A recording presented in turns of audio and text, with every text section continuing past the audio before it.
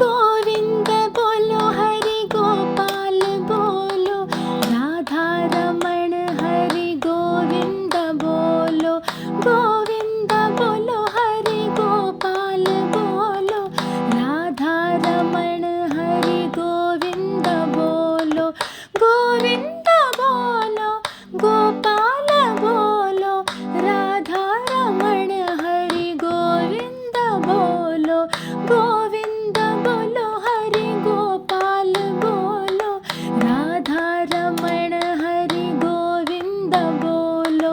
गोविंद बोलो गोपाल बोलो, सारे ये बोलो, मिलके ये बोलो, अरे सारे ये बोलो। श्रीमद् भागवत जी के षष्ठ स्कंद का 15वां अध्याय। चित्रकेतु को अंगिरा और नारद जी का उपदेश।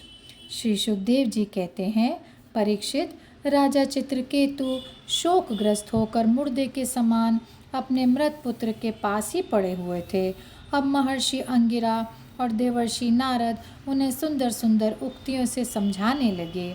उन्होंने कहा, राजेंद्र, जिसके लिए तुम इतना शोक कर रहे हो, वह बालक इस जन्म और पहले के जन्म में तुम्हारा कौन था?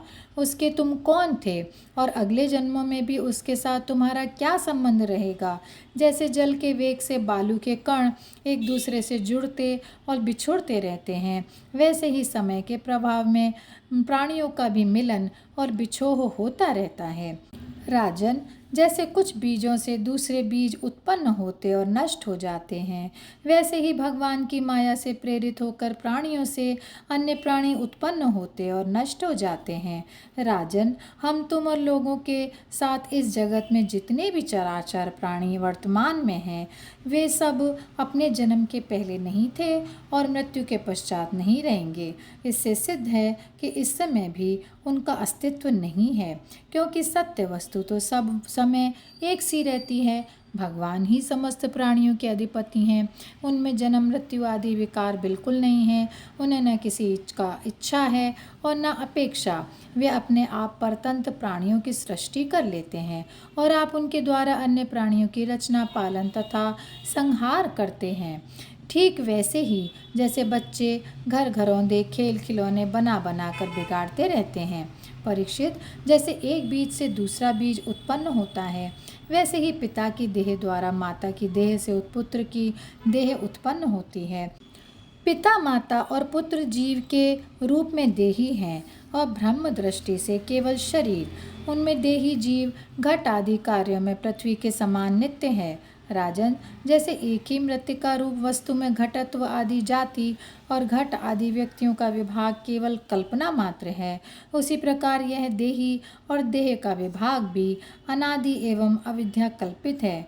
श्री सुखदेव जी कहते हैं, राजन, जब महर्षि अंगिरा और देवर्षि नारद ने इस प्रकार राजा चित्रकेतु को समझाया बुझाया, तब उन्होंने कुछ धीरज धारण करके शोक से मुरझाए हुए मुख को हाथ से पोंछा और उनसे कहा, राजा चित्रकेतु बोले, आप दोनों परम ज्ञानवान और महान से भी महान जान पड़ते हैं तथा अपने को अवधूत वेश में छिपाकर यहाँ आए हैं।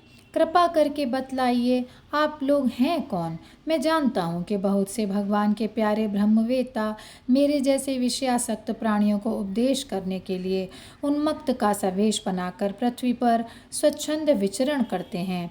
सनत कुमार, नारद, ऋभु, अंगिरा, देवल, असित, अपांतरतम, व्यास, मार्कंडेय, गौतम, वशिष्ठ, भगवान परशुराम, कपिल देव, सुखदेव, दुर्वासा, याज्ञवल्क्य, जातुकर्ण्य, आरुणि, रोमश, च्यवन, दत्तात्रेय, आसुरी, पतंजलि, वेदशिरा, बोधिमुनि, पंचशिरा, हिरण्यनाभ, कौसल्य, श्रुतदेव और ऋतध्वज, ये सब तथा दूसरे सिद्धेश्वर ऋषि मुनि ज्ञान दान करने के लिए पृथ्वी पर विचरते रहते हैं। स्वामियों, मैं विषयों भोगों में फंसा हुआ मूढ़ बुद्धि ग्राम में पशु हूँ और अज्ञान के घोर अंधकार में डूब रहा हूँ।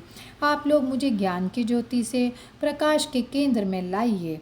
महर्षि अंगिरा ने कहा, राजन, जिस समय तुम पुत्र के लिए बहुत लालायित थे, तब मैंने ही तुम्हें यह पुत्र दे दिया था।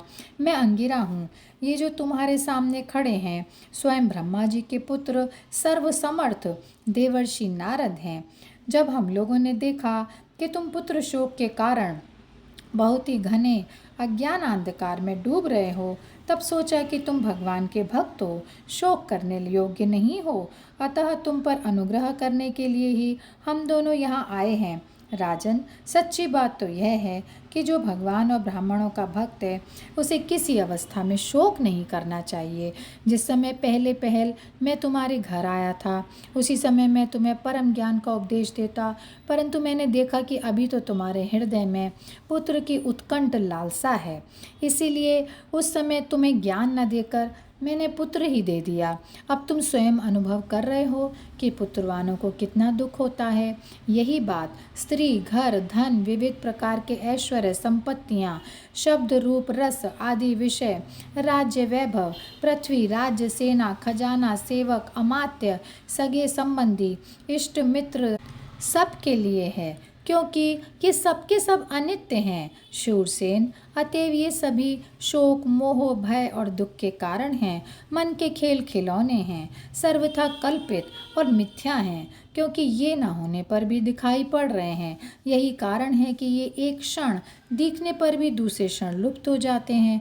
ये गंधर्व नगर स्वप्न, जादू और मनोरथ की वस्तुओं के समान सर्वथा असत्य हैं।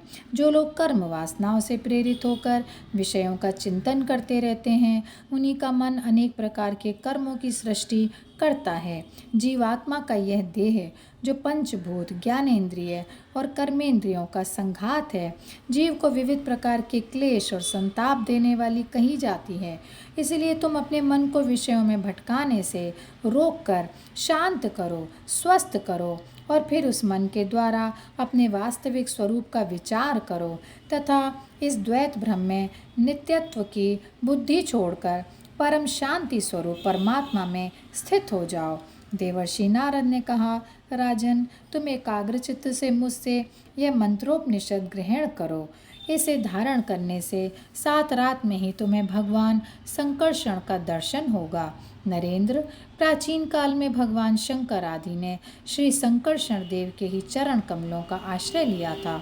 इससे उन्होंने द्वैत भ्रम का परित्याग कर दिया और उनकी उस महिमा को प्राप्त हुए जिससे बढ़कर तो कोई है ही नहीं, समान भी नहीं है। तुम भी बहुत शीघ्र ही भगवान के उसी परम पद को प्राप्त कर लोगे। और यहीं पर यह अध्याय समाप्त होता है। जय श्री कृष्णा, जय श्री कृष्णा, जय श्री कृष्णा।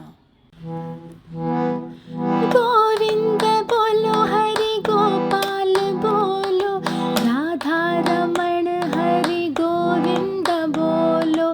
गोविंद बोलो, हरि गोपाल बोलो, राधा रमण हरि गोविंद बोलो। गोविंद बोलो, गोपाल बोलो, राधा रमण हरि गोविंद बोलो।